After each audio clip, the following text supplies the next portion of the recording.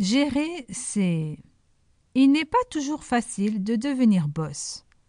Cela implique de quitter un poste dans lequel on se sentait compétent et en sécurité pour se retrouver dans un poste qu'on a peut-être voulu obtenir, mais qui, il faut bien l'avouer, suscite une certaine nervosité. Alors, quand une crise se produit ou quand les fonctions sont plus exigeantes, on en vient à regretter son ancien poste. Pas étonnant qu'on soit tenté quand son successeur n'est pas à la hauteur, de le tasser et de faire le travail à sa place. À ce moment, on retrouve la sécurité de l'emploi précédent. Vous avez vécu cette situation? Vous n'êtes pourtant plus payé pour occuper votre poste précédent. Vous n'êtes plus un musicien. Vous êtes maintenant chef d'orchestre. Et si vous n'assumez pas pleinement votre rôle, les musiciens que vous dirigez produiront des sons cacophoniques. Dans ce chapitre, nous vous présentons vos nouvelles responsabilités. Gérer, c'est planifier.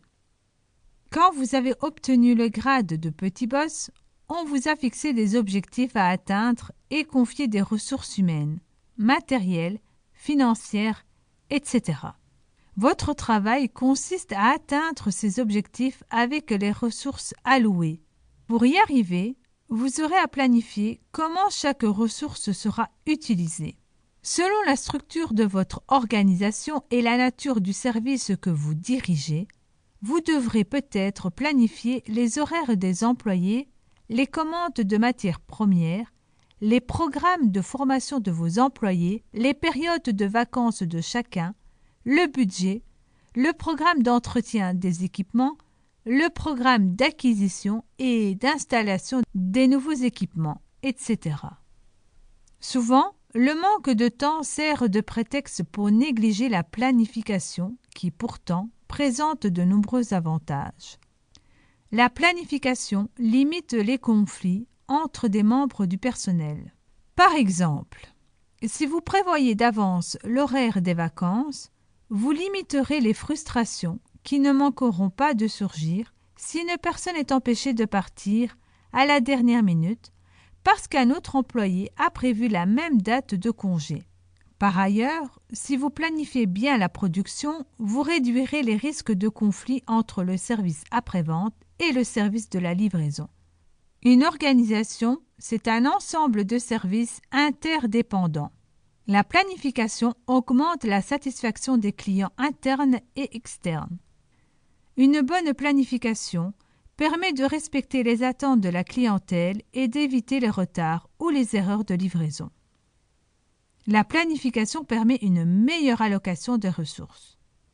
Celles-ci étant limitées, vous ne devez pas les investir dans des activités peu importantes aux dépens d'activités prioritaires.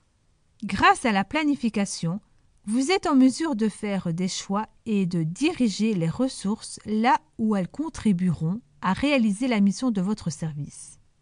La planification permet une meilleure gestion des employés.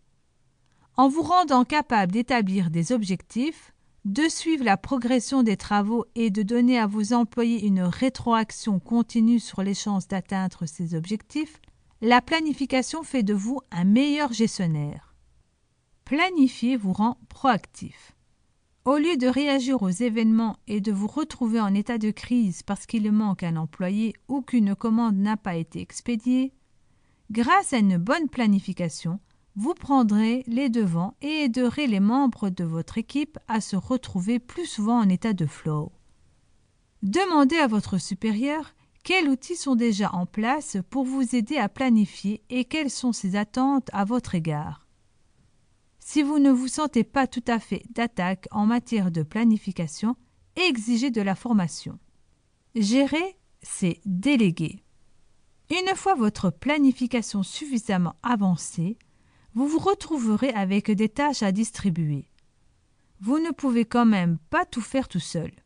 Déléguer, c'est confier l'exécution d'une tâche à une autre personne tout en conservant la responsabilité. En effet, le fait de déléguer ne vous libère pas de votre responsabilité. Si le mandat est mal exécuté, vous ne pouvez pas dire que ce n'est pas votre faute, que c'est votre employé qui s'est fourvoyé